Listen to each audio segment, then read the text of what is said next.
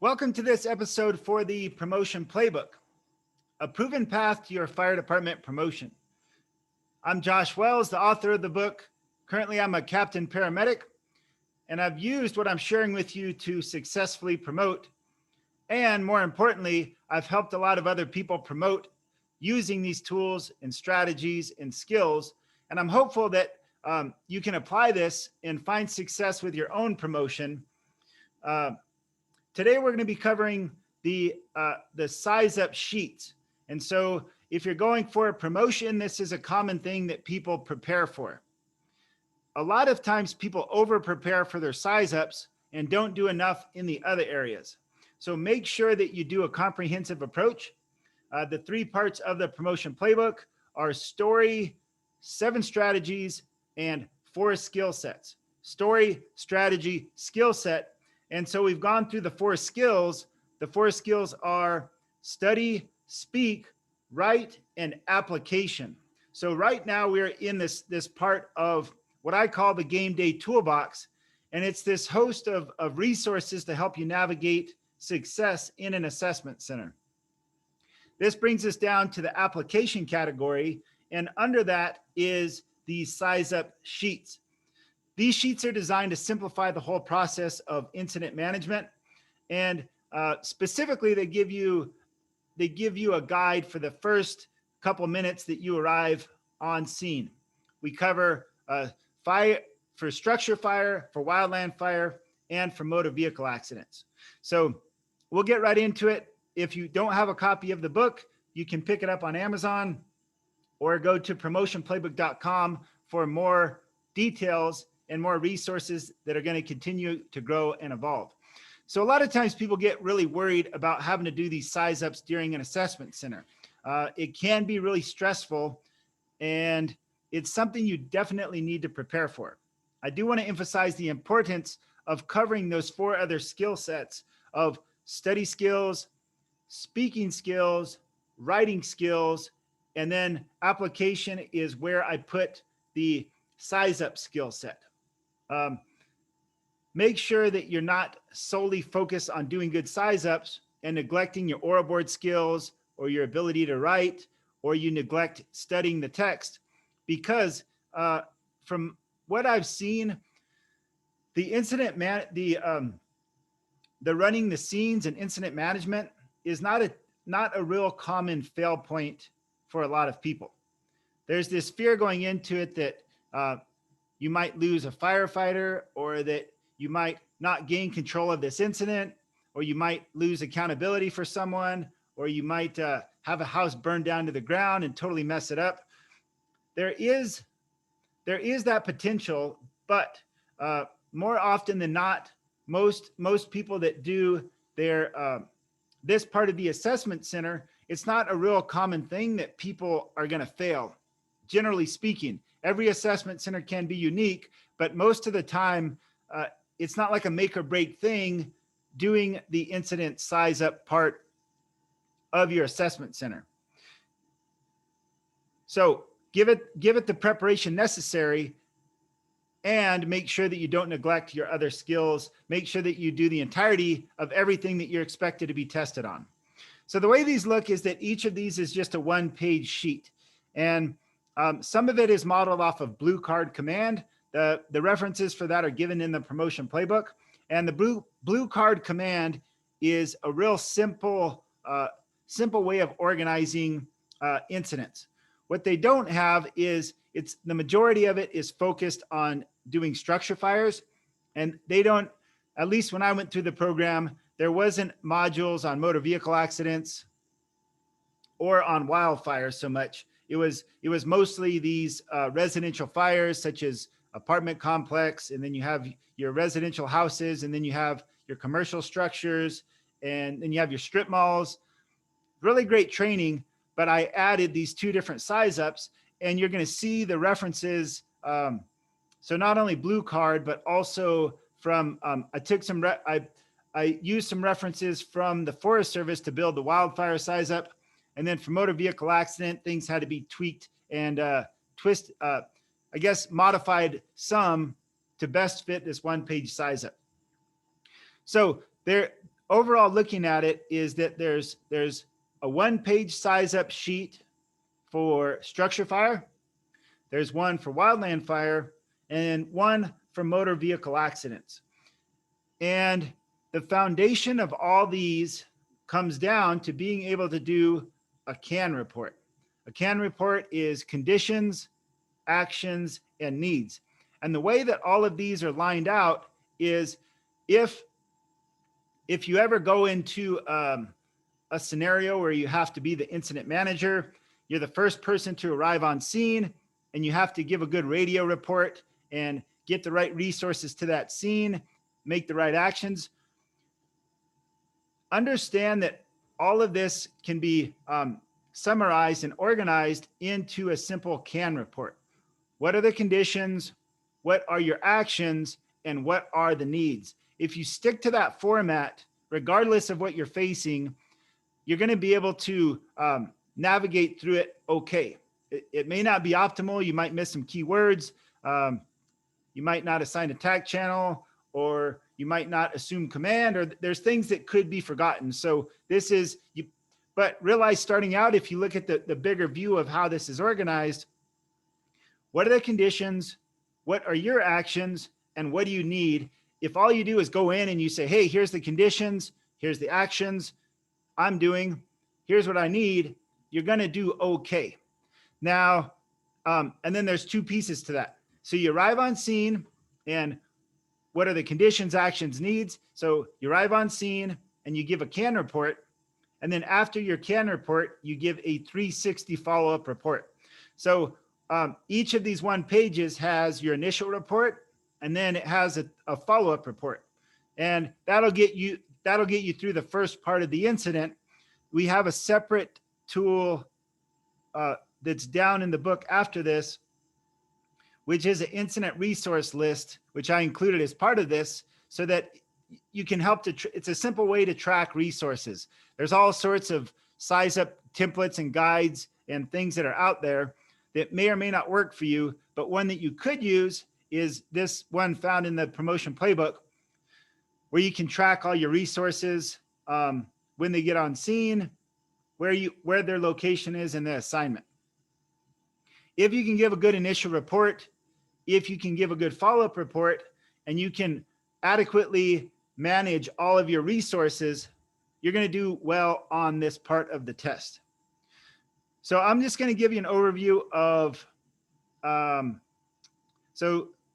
each, the structure fire, the wildland fire, and the MVA. I'll just give you a quick overview of what each of these look like.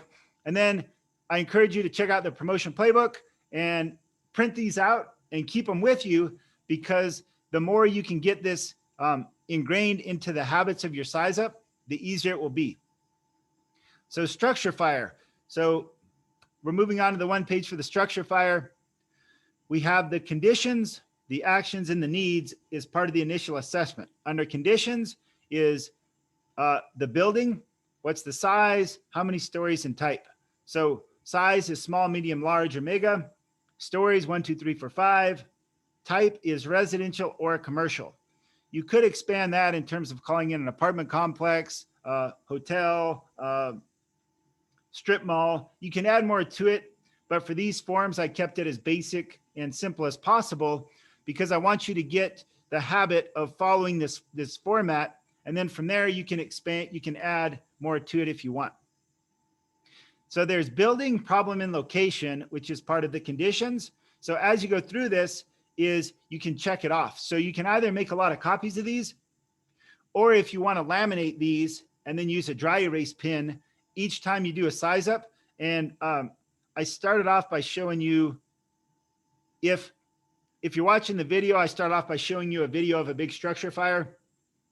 You can just do a Google search of a structure fire, and you can just pull up a picture and practice how you're going to size this up, and just go through this to get the repetitions. So just get a picture and then practice doing it.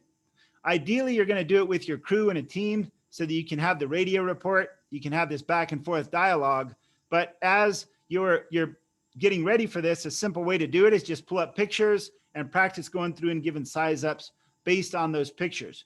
Or you can go around the neighborhood and look at different houses buildings and practice doing size ups and imagine if they were on fire. So the actions is your task, location, and objective. That's a common pattern you're going to see on these size ups forms. So the action I'm doing is this, the location is this, and the objectives are this. For location, we use Alpha, Bravo, Charlie, Delta, or the exposure on one of those sides. And then you have water supply and strategy. So you just go through and you check off one of these, and then any needs, cancel, stage, continue, upgrade, or add. And then the final part for your initial report is to establish command. So conditions, actions, needs, establish command. Next, you do a 360 follow-up report. And again, conditions, actions, needs is the main part of it. So what's the condition? The building, the basement, the problem, the location. Then under the action, what's your plan? What's your accountability location? And are the utilities secure? We broke down utilities here. You know, a lot of times you'll go through these and people will be like, did you secure the utilities? And a lot of times you can get by with just saying the utilities were secure. The problem with that is that you can shut down one of the utilities and not have all the utilities secure. So I included the most common ones here, which is electric, gas, solar, and water. So it's better to, instead of just saying utilities are secure on my 360, say on my 360, I shut down electric, gas, and water to the house. You may not need to shut down water unless it's like a flooding sprinkler head. But you could say utilities are secure. I shut down electric and gas. It gives a little bit more, a better picture in terms of just saying broadly utilities. Now, a lot of times in assessment centers, you can get by with just saying utilities, but understanding that you need to shut down the electrical. If you say you secured utilities, but you didn't shut down the gas and there's a busted gas line inside of that structure, that could be a major problem that got overlooked. Another common thing is that with a lot of houses that have solar is that you can turn off access at the main electrical panel, but many of these many times there's solar has its own power unit that you have to shut down. Otherwise, there's still going to be electricity going into the house. I was able to learn that the not so easy way out of fire one time and got shocked. Fortunately, it wasn't that bad, but solar needs to be shut off too whenever it's an option.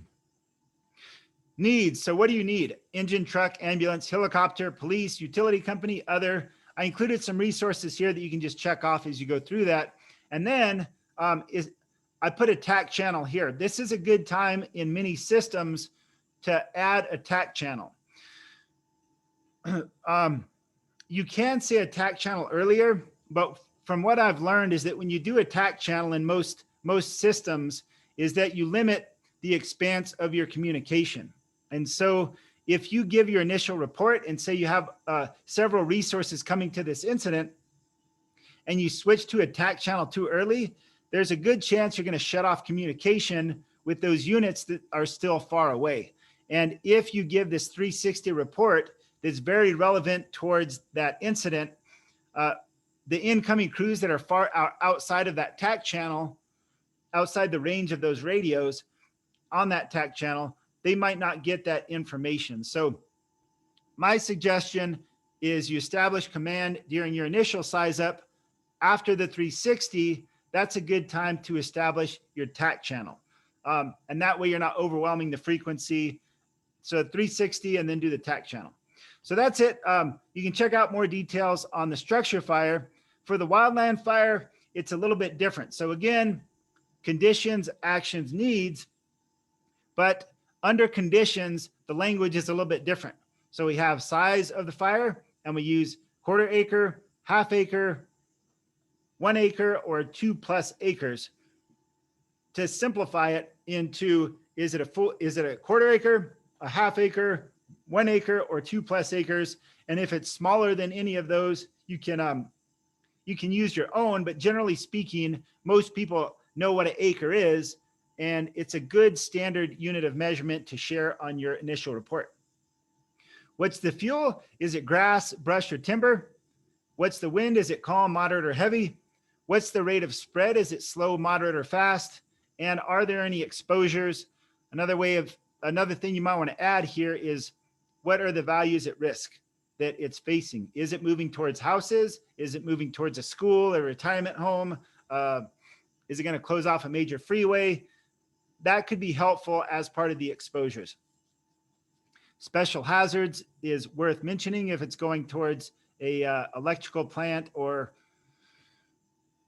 maybe a place that has a lot of gas or combustible materials. Actions is, what are your actions? Task, location, objectives. We gave the options here on this sheet of direct attack, indirect attack, exposure protection, or evacuate. These are simple ones that you can check. You can also add any other unique task that you might be doing, but generally speaking, you're going to, most of the time it's going to be a direct attack, that you're going to just go and deploy some hose lines or try to do a line around the fire.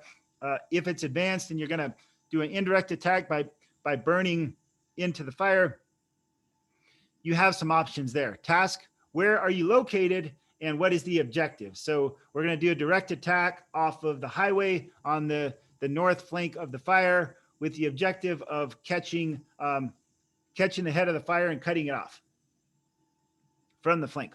Water supply, tank, hydrant, water, tinder, or draft. That's important to get that out there, because it's important to know what your water supply is. And then you have any needs and establish command. And then you go on to the follow-up report. So this is not necessarily a 360, because on wildland, it can become more difficult to do a 360, if not even dangerous to do a 360 of the fire.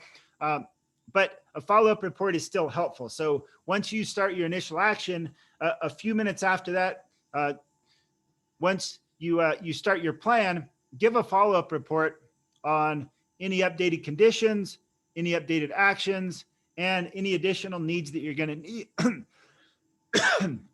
Excuse me. Any additional needs that you're going to require, and then the TAC channel that you're going to operate on. So again, TAC channel is a lot of times is going to be best on your follow-up report. Then we have the MVA size-up report. So again, what are the conditions? What are your actions? What do you need? The under conditions, we have the number of vehicles, the accident type, whether it's a side swipe, a rear end, a T-bone, a head-on, a rollover.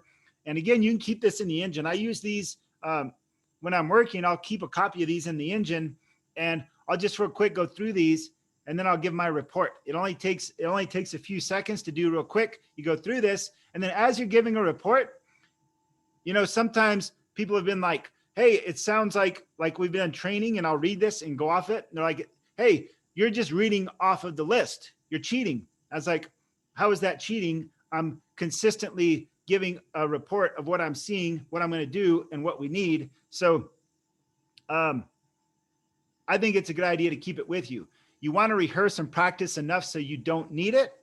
But if during your test you're allowed to bring this in, this can be a really helpful tool, because it ensures consistency of your communication, and it ensures that you don't miss anything as you're going through this.